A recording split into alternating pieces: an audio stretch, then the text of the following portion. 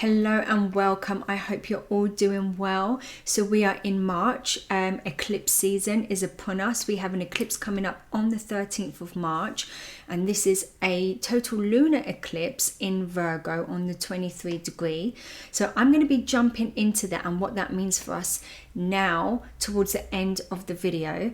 But before that, I thought I would talk a bit about eclipses and what we should be doing to harness the energy of eclipses. So this applies to all eclipses, right? So many people don't know what to do. They don't know whether it's a time to manifest or set intentions or what they should be doing exactly. A lot of people fear eclipse energy as well, because it has been associated with bad omens, because eclipses are known to be erratic, they're unpredictable, they kind of shake us up as well, but ultimately it's a time to transcend, transmute any karmic ties, cycles that we're supposed to be ending as well, so toxic cycles. And with the lunar eclipse, this is about our emotional world. So these are emotional cycles and things that we need to be releasing. So what happens when we have an eclipse? So an eclipse is when we have a lineup of the sun, moon and earth. And in a nutshell, it's when the earth or the moon blocks the sunlight. So an eclipse tends to happen, and can only happen, when the new moon or the full moon is near one of the nodes. So it has to be within 18 degrees of the nodes. And the closer it is, the more powerful the eclipse. Now the word eclipse comes from the Greek word meaning abandonment. And in many traditions and beliefs, they tend to associate it with something happening that is catastrophic, something unpredictable, the falling of a king, death as well. And so there's this energy about it that can be quite fearful, because it represents the darkness and what we don't see, or what we don't see coming. So when I think about eclipse energy and the way everything goes dark, I almost think of it like, imagine being in your bedroom, which you know very well, it's very familiar, you know what's in it, you know what's around. And now imagine having the light switched off and you have to now walk around your room and navigate, but without your sight, which is the main sense, one of the senses we would use in order to walk around and navigate. So now we don't have that. We have to now tap into our other senses, which means now we're relying more on what we can feel, what we can hear, and what we can sense sort of around us. So because we know our bedroom really well, when we're walking around, it doesn't feel so fearful or scary because we're familiar with it. Right? So even if something was to fall or you bump into something, you know what that is. It's not that scary. But now imagine you're in a room that you don't know, and now the lights have switched out and you need to now navigate around that room. You're going to be more fearful because you don't know what is there. You don't know what you're navigating around.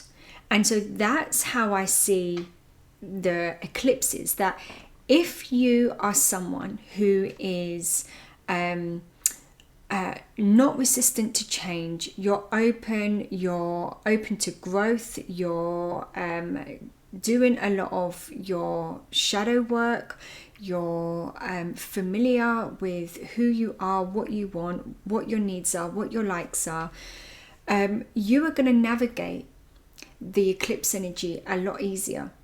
So when you think of eclipse energy, what room are you in?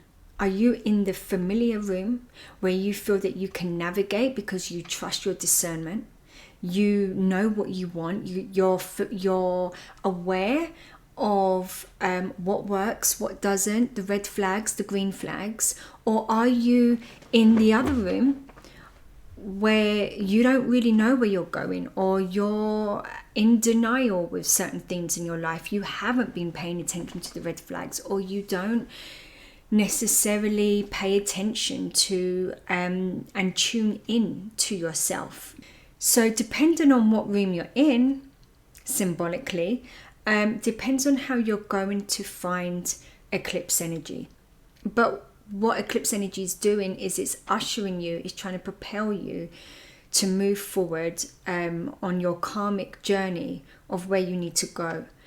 And if you are stuck in the same cycles and you are repeating the same things, then you're going to be in the room that you're unfamiliar with. You're just going to keep bumping into things over and over and over again until you actually learn what's there and what you need to do and how you can navigate it differently this time. So really, eclipse energy is like an intense wake-up call of where you've been keeping yourself stuck and stagnant, and the emotional cycles, because this is if we're talking about a lunar eclipse now, the emotional cycles that you repeat and have on repeat that you now need to release and end and let go of. And because eclipses are tied to our past lives, our karmic paths, our soul mission, it's pretty intense in that it's a time frame where we can really be pushed and propelled in that direction. So because eclipses are trigger points for destined change, there can be real sudden events that happen, very karmic events that happen, that kind of come out of nowhere. It can happen on the day, or it can happen throughout the next coming months. Usually eclipse energy sort of carries on, the energy sort of carries through over the 6 months, can be a bit longer as well. And it's also a great time for purifying, cleansing, rejuvenating, and really finding resolutions as well to certain obstacles and challenges that you have maybe felt stuck in. And if you're open to it, you can really use this energy to create change. So now, should we be manifesting under eclipse energy? Well, I've just said eclipse energy is volatile, it's chaotic, it's unpredictable, anything goes, right? So it's not a time that we're honing in on the energy to manifest, but there is something that you need to keep in mind, and that is that we are always manifesting. Everything we feel, everything we think, we are co-creating our reality. So we are always in manifestation. We just don't realize it, because our external world is a reflection of our internal world. So everything that we are experiencing is coming from the manifestation of what is really going on inside of you.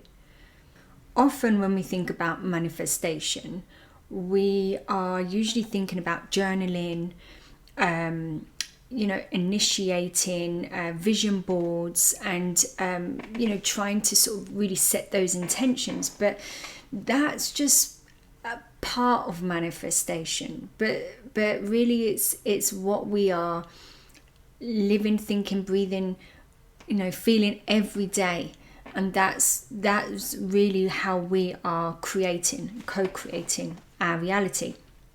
So what do we need to be doing? Well, we need to really be doing a few things. So one, eclipse energy is a time for introspection. It's a time for shadow work, hence the darkness, our shadow. And it is a time that we can connect more with our subconscious, especially if it's a lunar eclipse, which is the moon. The moon is our emotional world. It's all about how we feel, how we react to the world, what we need to emotionally feel safe and stable. And it's being able to connect with that part of us. And which brings me on to the second thing, which is, yes, we need to be introspective, and we need to connect with that shadow part of ourselves. But we do that by, one, surrendering and not resisting and trying to control what it is that we are thinking and feeling and doing. So we're surrendering to what is, and we do that by becoming the observer, by observing our thoughts. So we are now taking ourselves out, so we are not becoming so emotionally invested in what it is that we're looking at, but we can see it with more clearer eyes. And when we can observe what it is that we are thinking and we're observing our thoughts, then we can start to question what it is and why we are doing what we're doing and how we are behaving. So that's one way of connecting, one thing that we could be doing in the eclipse energy. So when we can start observing our thoughts and why we think the way we think, or what's coming up for us, we're also doing that by observing things around us. So what are we seeing? So looking out for synchronicities, paying attention to our dreams, our daydreams, our fantasies. What conversations are we hearing around us? What are we seeing around us? Paying attention. So then we can start to pick things up that maybe otherwise we would usually ignore. And that can tell us a lot if we start to pay attention. You know, maybe we have reoccurring dreams. Maybe you're someone who does have dreams, and you have these really impactful dreams when you wake up, and you think, I need to remember that, but then you don't write it down and then you forget it. So again, this is a time where you can write things down. So if you're having a dream, write it down. Write what you felt, what was happening. If there's certain synchronicities you see in the day and you're like, it's really strange, I keep seeing, this and this, it keeps coming up, what does that mean? You're being the observer, and you're observing what it is that you're also thinking. And this is to transmute, transcend, and release these old patterns that are no longer serving you. So the two questions that you need to ask yourself is, what's breaking down in your life that no longer is working? And what's being revealed to you at this time, or illuminated to you, that otherwise maybe you have been ignoring or pushing to the side or even denying? So when we talk about manifesting, what we're doing is we're not so much manifesting in terms of intentions and physically trying to implement these things. What we're doing is we're becoming more introspective, more silent, more quiet, and being the observer.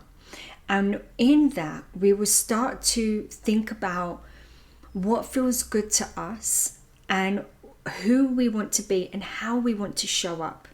And as we start to do that, which in a way is like a manifestation, but it's not a manifestation. You're in a way co-creating, because it's like I said, we're always manifesting. So it's not about not manifesting, but it's about understanding what it is that we want to change. And when you start to change those things and implement slowly, naturally you're going to release what no longer serves you and what you don't want anymore.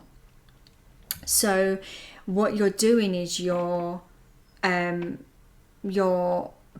in alignment with more so your karmic destiny, which is what eclipses are all about. So when you become the observer and you're more in tune with what you really need and your soul's path and destiny, then the eclipse energy is going to be more useful for you in terms of whatever happens. You're going to be able to take it and you're going to be able to use it to push you forward and to make those changes.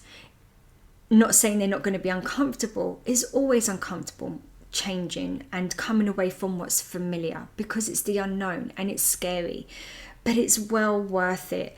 And if staying in something doesn't feel great, then it's going to get to the point where that becomes even more uncomfortable than making the change that you need to make.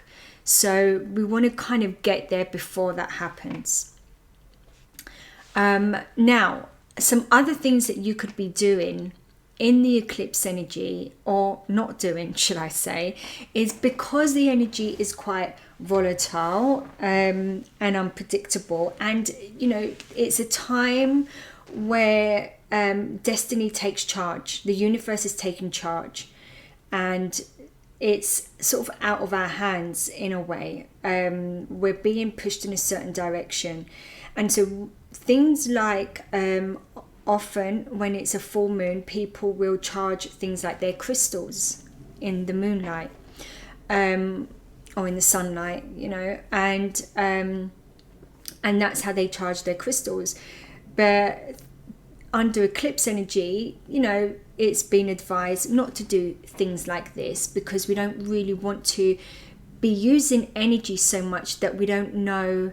It's got an unpredictability to it, a chaotic energy to it. So things like that, maybe you want to, I don't know, do another time.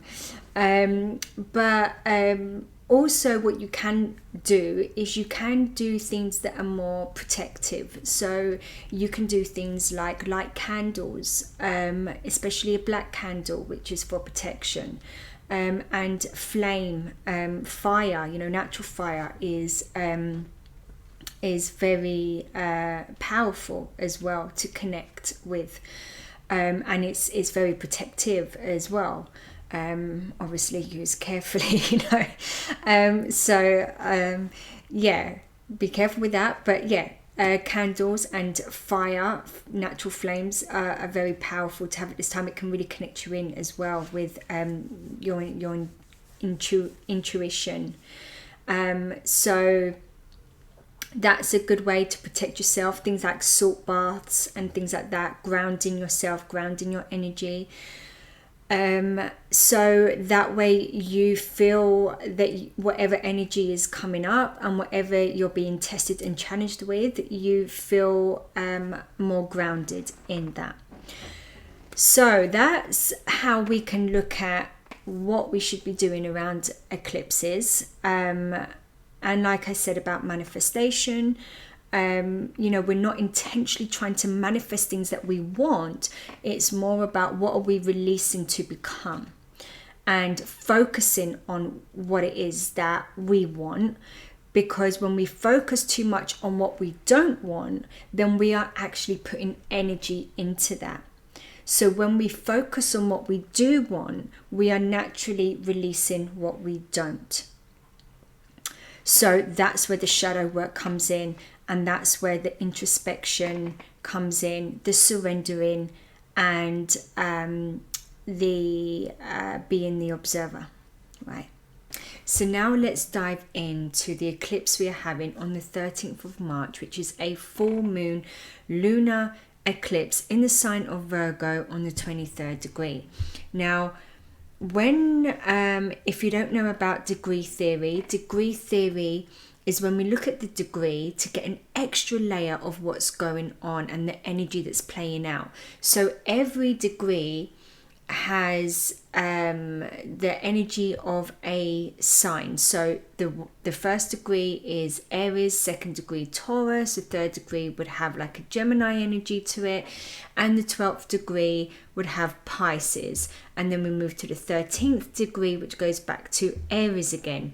So this eclipse is on the 23rd degree, and the 23rd degree is an Aquarian degree, and the modern ruler of Aquarius is Uranus. So this has a very Aquarian, Uranian energy to it, which is can be very shocking, very sudden. This is also very rebellious energy as well. So you may find that this could be a time where there may be a lot of rebelliousness going on. It's also about breakthroughs and breaking free and innovative ideas. So again, this can also be a very revealing eclipse as well, especially being full moon.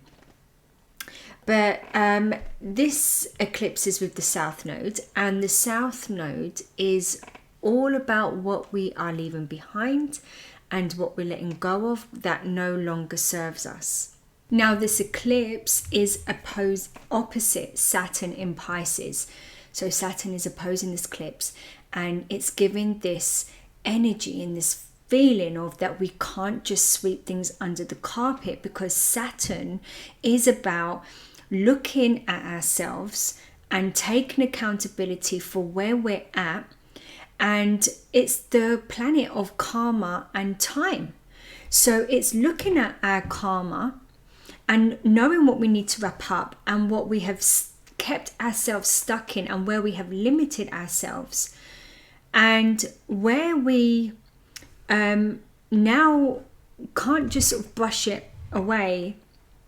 And we're going to be faced this rawness of really seeing where we have allowed ourselves to repeat cycles, where we have kept ourselves in situations that don't feel good or is not really for our greatest good moving forward. So this is going to be quite a challenge if you're in a place of resistance. But the more you surrender and the more you sort of allow, the easier you will find that. And this is also helping us be able to have those breakthroughs and get those insights and downloads of how we can now change what it is that we need, make those changes, or be able to adjust in a way that maybe we haven't been able to see before. So there is some support there as well. And even though Saturn is difficult, it's opposing this, you know, it is that added help of really sobering us up and seeing something that otherwise we may have just ignored. So we have that. And also we do have that square, the Saturn-Jupiter square again. And this is squaring the eclipse, Jupiter squaring the eclipse, Jupiter's in Gemini. And it's again that feeling of, you know, I kind of feel like I can't really move forward because Saturn's not allowing it, right? So Jupiter's squaring Saturn in the eclipse. So it's like I want to kind of just bypass and maybe move forward and just concentrate on the positive and the good. But Saturn's saying, but before you do that, I need you to understand what that really is, right? That's what's happening here. Now with Saturn, every time I look at the glyph of it, it's the shape of like a H, and whenever I see that, I always think of healthy boundaries. So that's something to just remember, that healthy boundaries, because sometimes people don't like boundaries, they think they can be quite cruel or harsh, but really boundaries are there as part of self-love, and it's there to help others and to teach others how to treat us, how we want to be treated, and also putting those healthy boundaries in place of what we ourselves are going to allow and how we can respect other people's boundaries to treat them with the love and respect as well. So there's, you know, Saturn is the planet of time and karma. So there is no time in a way to mess around. Saturn doesn't want you to mess around right now and sweep it. Saturn really wants to kind of make it raw for you to really see it. And because it's the planet of karma as well, and so are eclipses, you know, they're points, they're times of fated events and the change of, you know, it's like the wheel changing, right? Stepping onto our new journey, in a way, jumping that timeline, you know, that timeline that we want to be on, that our soul wants to be on, and not following those same cycles. It's like when you hear someone say, you know, it feels like I've been with different people but in the same relationship, because you're attracting the same lessons, the same karma. Until you learn that, resolve it, let it go, then we bring in something that's more aligned and feels good. So keep that in mind, you know, that we're dealing with karmic cycles here. So things will keep repeating. Now, what you need to look back on to get an idea of what sort of themes could be coming up is the last time we had the eclipses in the Pisces and Virgo axis. So this is a cycle of about 18 and a half years. So we want to look at 18 and a half years ago, roughly. So that's 2006, 2007. What was going on in your life during 2006, 2007? And then you can also look at the halfway point, which would be 9 years. So that would be 2016, 2017. And have a think about what happened. So what was going on back then in 2006, 2007? Because a similar theme might come up now. And whatever was going on then, you would have been experiencing something based on where you was at that point. And over the 18 years, you've hopefully learned some valuable lessons along the way. So let's take, for example, let's say that back then, 2006, 2007, let's say that you was in a relationship and you got married. Now, at that point, your reason for getting into that relationship, the reason for having that relationship, the reason you made the decisions that you made may have been right for you then. But maybe they were made from a certain point of what you needed at that time, what you wanted at that time. And now throughout the 18-year cycle, maybe that relationship has ended. And now at this point again, maybe you're in a new relationship, or maybe you're looking to enter a relationship again. And now you're thinking, what do I want this time? What does commitment really mean to me? What does it mean to actually have a healthy, peaceful, loving, respectful relationship? Because maybe it's not what you thought it was back then. And you're realizing through the lessons that, and as karma has played out, because that's what karma is. Karma is not good or bad. It's karma is just energy. It's what we're working through, what we're learning. So we're realizing now that, yeah, this is what I want now. This is how I need to approach it. This is what I will accept or what I will not accept. This is, you know, what I value or don't value. So you're starting to see it differently. And maybe around that 9-year mark, the halfway point, which is kind of like a course correction, you could say, is maybe there was something that happened around that slightly shifted you to where you are now. Have a think about what you was doing back then, how that may have connected with the 9-year mark of 2016, 2017 and now. And how are you going to be doing things differently now? Or are you planning on doing them the same? Because I would rethink that if you are, right? So yeah, have a look at that.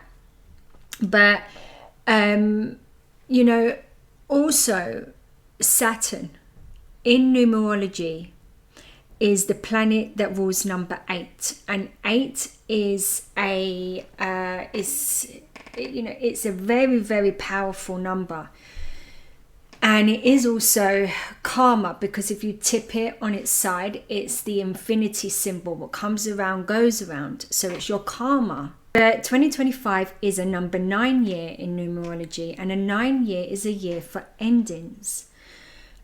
So a powerful year for endings, a powerful year for wrapping up cycles as well, and entering the 1 year, which will be 2026, and 1 year are all about new beginnings, starting a new cycle. Now, when I think back to 2020, and I mentioned 2020 because 2020 was the year that we had, if you remember, you've been keeping note of eclipses. We had 6 eclipses. That's very, very rare. Normally we have 4, and maximum usually we'll have 5, but normally we have 4. We had 6, which meant that was a real karmic year. And that year, 2020, added up to the number 4. And 4 is known as our stability. That's what 4 represents. It's our stability. But it's also ruled by the planet Uranus, which is unpredictability, being unpredictable, being, it can be quite transformative and shocking. And it has that very impulsive energy, that shock energy. And boy, did we have that, right? It completely changed everything. And in Vedic astrology, the number 4 is ruled by the planet, by Rahu, the North Node. And Rahu and Uranus have very similar energy. It's very impulsive and quite, it can be very quick and insatiable sort of energy. And it has that year had that element to it. It kind of shook our stability a lot. But in a way, even though number 4 is about stability, a year of stability, in order to create it, we first need to break down whatever's not working. And that year, everything got broken down. Everything changed from that year to create something more stable and something new. And now we're in a 9 year, and slowly we've been trying to transition and find a better way of doing things. And so I really feel like next year is going to be the year that we really start to feel like maybe we are moving on from that, in terms of we are feeling a little bit more secure in where we're going and where we're heading. And also maybe seeing the truth of things a lot more as well. I do feel like this year, especially in 9 year, and other energies that are going on, that I do feel that there's going to be a lot possibly revealed as well.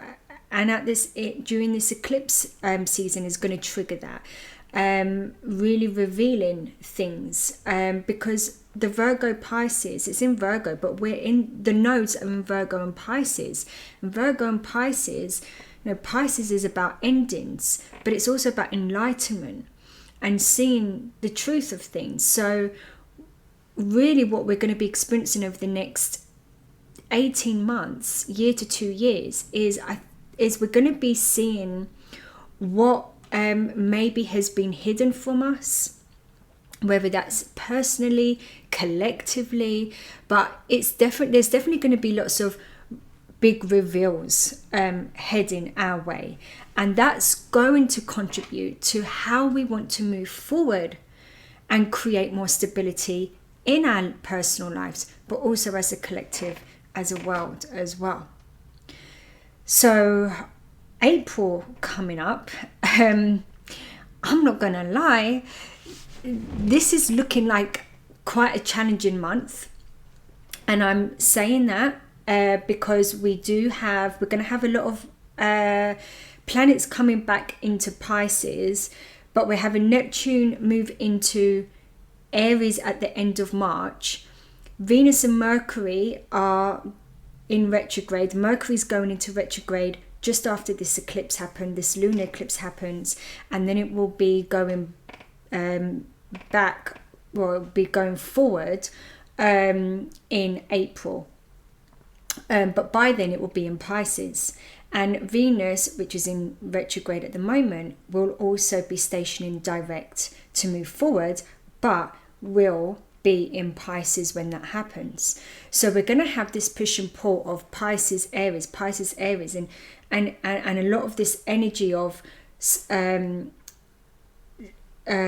closing out things, going back over things, trying to understand or have the truth of things, but also this Aries energy of wanting to move forward and wanting to just take that leap of faith and go for what we want.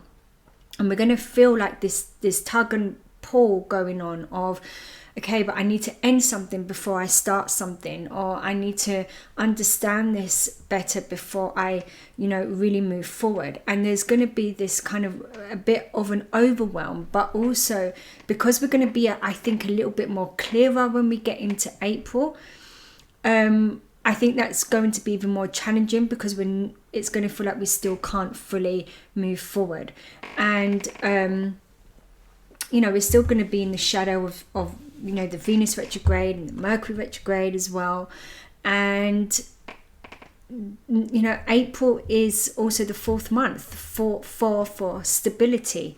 And this is going to be the first month that I feel like we're going to start witnessing some breakdowns, personally and collectively, of the new life that we're stepping into. And that's always difficult. That's always challenging as well, because we are stepping into the unknown when we are doing that and when we are witnessing it. So coming into April, there is going to be this, in a way, I think, a bit of a shake-up for many. So what I would recommend now to do is to really start putting some good, healthy practices in play.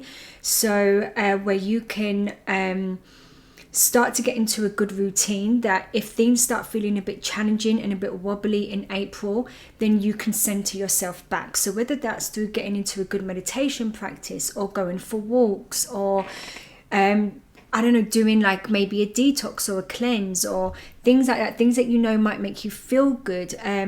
And especially around eclipse as well, it's quite good to cleanse and detox in every way, right? So it's just for you to kind of use this month to find a way where you can find a bit of stability within yourself, so that when everything outside of you starts to feel a bit chaotic, you can find that calm within.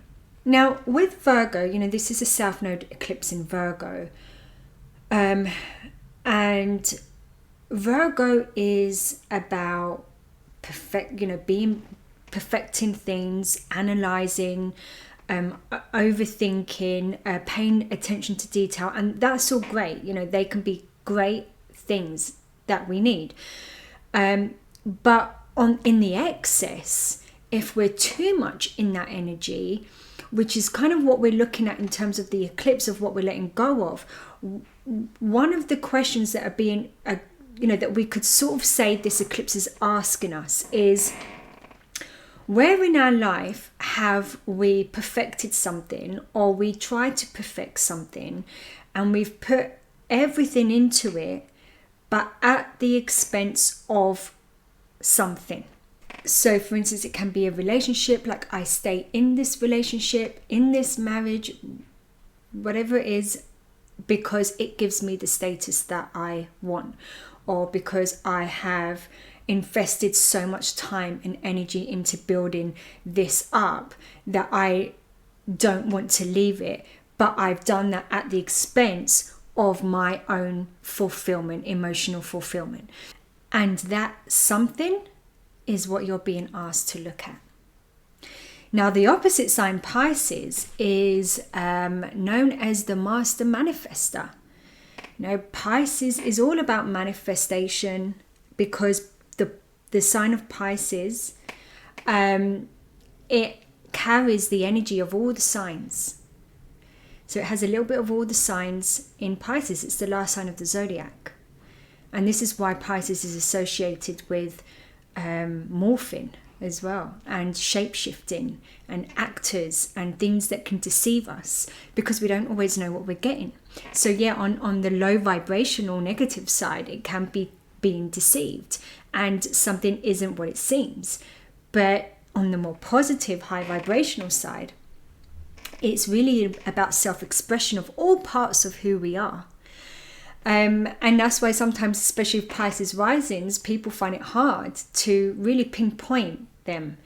Is this someone who, I can't quite put my finger on them. There's something mysterious about them. And that's because they're picking up lots of different energies. So if you're Pisces rising, do you resonate with that? Do you find that sometimes people don't always know how to take you, or sometimes you feel that you're being judged in a different way or seen in a different light because maybe what they're picking up on is a different aspect of you, or many different aspects of you that you yourself don't fully realize? Now, with Pisces being that master manifester, this is because also Pisces can sit there and dream, and they imagine, they can become creative in their imagination.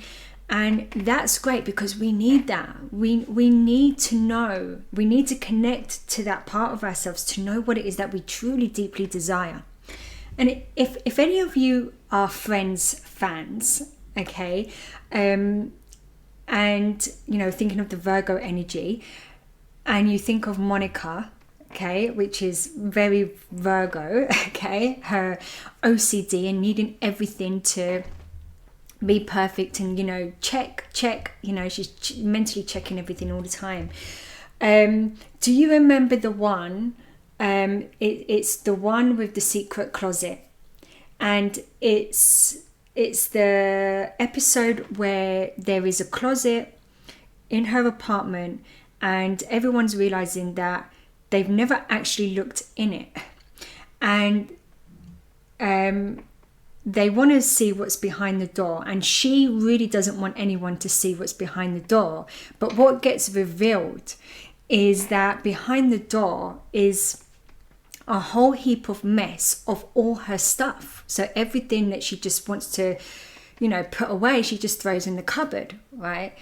And Chandler then says to her, oh, okay, great. Does that, can I use it and put some of my stuff in there? And she's like, no. No, because you'll mess it up. All right. So even her mess had to be, for her, still orderly.